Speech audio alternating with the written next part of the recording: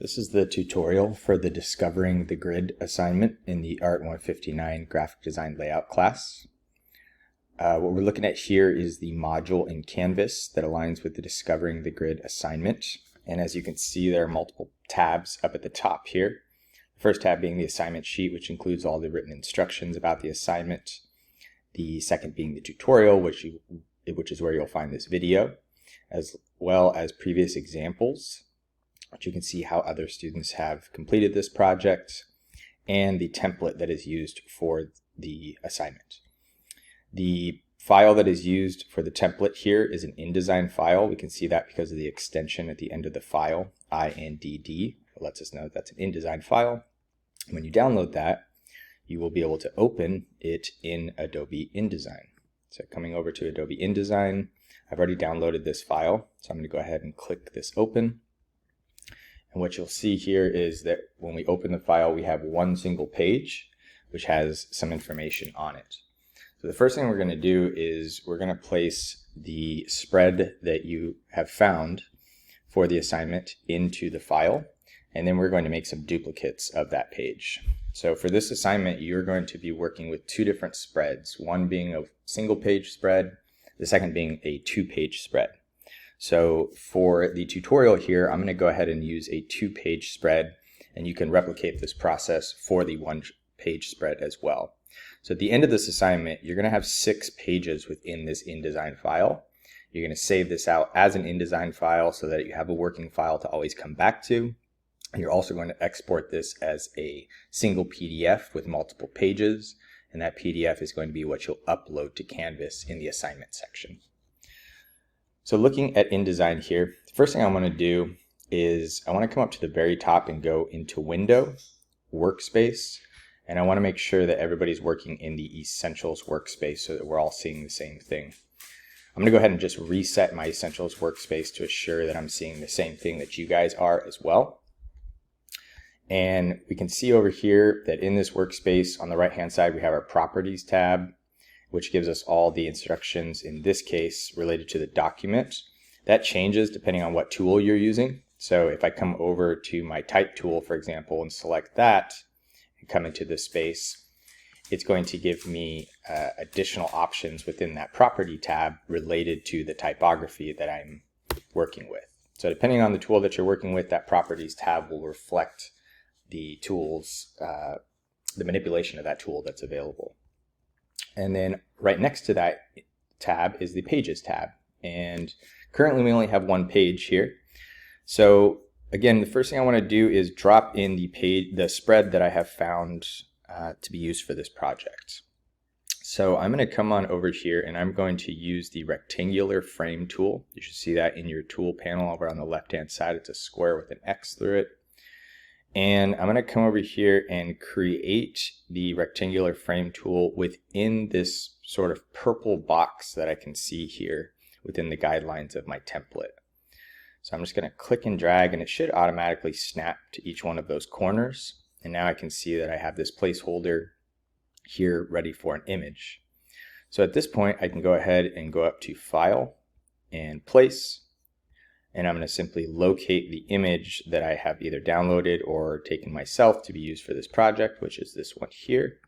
I'm going to hit open, and it's going to go ahead and place that within that frame. Now you'll notice that I can't see the entire image because the image is actually larger than the frame itself. So coming back over to the Properties tab over here, if you scroll down a little bit, there are some frame fitting options at the very bottom. And I want to go ahead and click on the Fit Content Proportionally. That's going to be the second option there. What that's going to do is it's going to keep the correct proportions of that image, but have it fit within the designated frame size that you have. So depending on the spread that you have, you might have a little space on either side like I do here, or it might go all the way to the edges. Either one of those options is fine.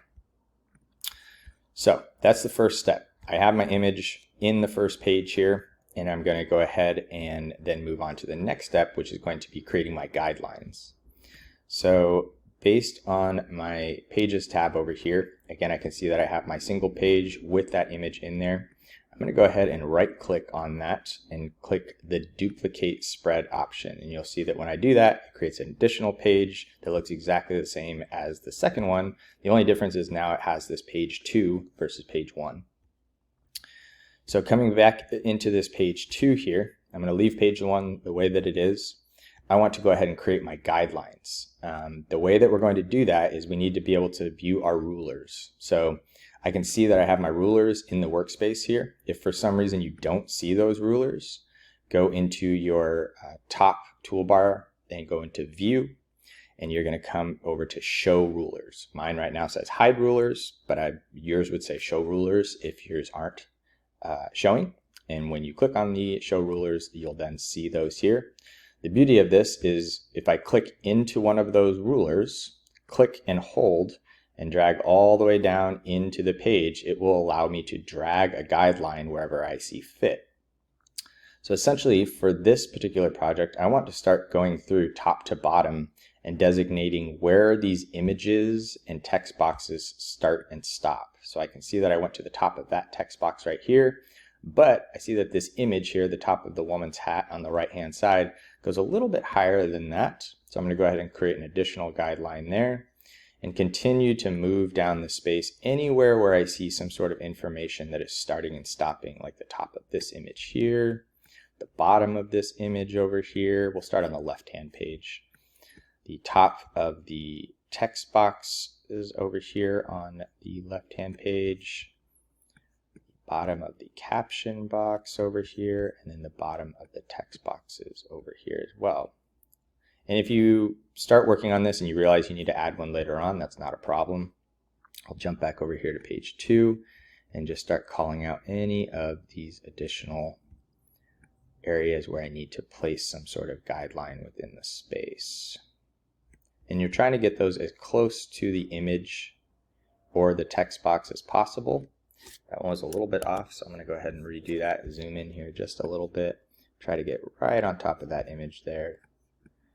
Moving down to the second part of that image and all the way over here as well.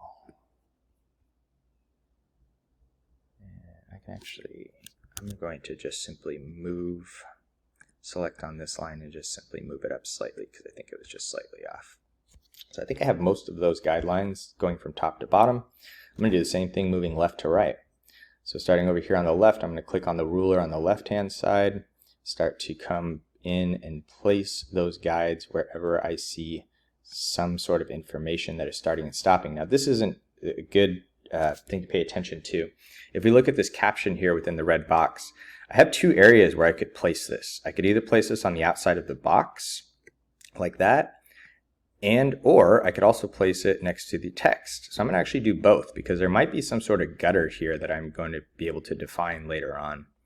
So I'm going to go ahead and place that there, place it at the end of this text, and then also at the end of the box. And then same thing over here for my text boxes. Now within my text boxes, I can see that I'm using left alignment, so it's pretty easy to see the left-hand side of that text box. When I'm looking at the right-hand side, I actually have rag right, so I'm not able to define totally where that text box starts and stops, but I can see that this hyphen goes all the way out here, and that's the furthest edge to the text that I can see visibly. So I'm going to go ahead and place that guideline there. Do the same thing over here, and what we see is just by placing that one there, we've already defined one of our gutters within the different columns that we're using. Same thing over here. Now this one, I am going to assume that the text box ends where this image ends right here. And if I place it on the image, you'll see that that's right about where that text box ends there too. So I'm going to assume that that's where that is. So moving over to page 2 here, I'm going to do the same thing. Using the left alignment here for my text boxes and assuming where the furthest part of my text goes on the rag right there, coming over to this text box and finishing out the rest of these as closely as I can. I'll just grab the left and right of these images.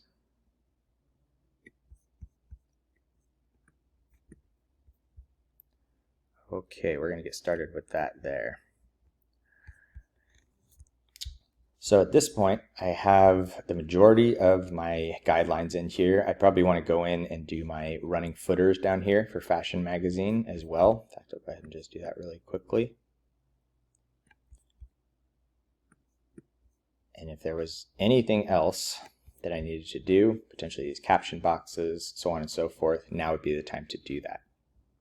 So at this point, I do have all my guidelines on top of my image, and that's what I want to preserve for page 2. So I'm going to actually come over here to my pages panel again, and on the page 2 where I've created those guidelines, now I'm going to do the same thing and duplicate that spread so that I have another spread, the initial spread without any guides, the second spread that has the image of the spread behind it with the guidelines, and then the third page being the guidelines with this image behind it, which we are going to start to place our placeholder boxes on top of. So now that we already have these guidelines in the space here, what I'm going to do is I'm going to come over to my rectangle tool, and I'm going to just simply start clicking and dragging, holding the mouse. I'll start down here with this first text box, and I'm just going to click and hold to drag all the way down in to the text box here, filling out the guidelines the best that I can. And if I come back over to the properties, I can see that I can put a fill here within this of any color that I want. Let's just go with blue for right now. And that would be my first text box. And basically what you're going to do is start to go through this entire spread and indicate where there are different text boxes and images based on the guidelines that you have pulled for the spread. So I created another shape here, another rectangle, and I actually want to make this the same color blue. So I could go back into my fill here, click back on that blue. I'm going to kind of make this blue specific to my text. Same thing over here. I could click and create some sort of box that's going to house my caption over here on this side, and go ahead and fill that with blue as well. For my image, I am going to click and drag to create a rectangular box, and this one I'm going to give a slightly different color fill. Maybe we'll go with pink for this one so that I can tell the difference. And I'll come up here to create the text box that is my larger pull quote up here that has some overlap with the image. So that again is going to use blue. And I would replicate the same process over here on the right hand page. So clicking and dragging. Here I'm just going to create one long column because that is all going to become text. Fill that with blue. Oops, I forgot a guideline up here. So I'd want to go back to that second page and replicate that. For the sake of time here, I'm just going to keep moving forward. And I would want to go through and do the same thing here with my images using the pink boxes. So I would let you guys go ahead and finish out that. And once you have completed all of the boxes there, you can simply leave the image in the background or create a larger rectangle that would be your page. Make that a paper color. And if I come up here to Object and Arrange, I could send that all the way to the back. And now I can actually simply come in here, click the actual magazine spread that is the image, simply erase it. That just leaves me here with my page and the placeholders for where the content is sitting within this grid system. So that's it. That would be pages 1, 2, and 3 related to the 2-page spread. You'll replicate this same process in this file for the single page spread as well. So you'll have 6 pages in total once you've completed that. Once you've done that, there are 2 ways you need to save this out. The first being that you need to go to File, Save As, and save this as an InDesign file wherever you see fit. That way you can continue to work on that later on. The other one we need to do is export this as a PDF. So we're going to come back up to File, go to Adobe PDF Presets. Here we're going to go ahead and just go to Press Quality. It's going to bring up this box for us here where we can type in the naming convention based on the assignment sheet, where you want to place that. We'll go ahead and hit Save. It's going to create one more additional dialog box here for you. You can leave this as the default for Press Quality. There's nothing you have to change in here. You'll just simply hit Export, and that should go ahead and export out this file to your computer. And once you have this PDF, you can simply take that into Canvas and upload that to the assignment sheet.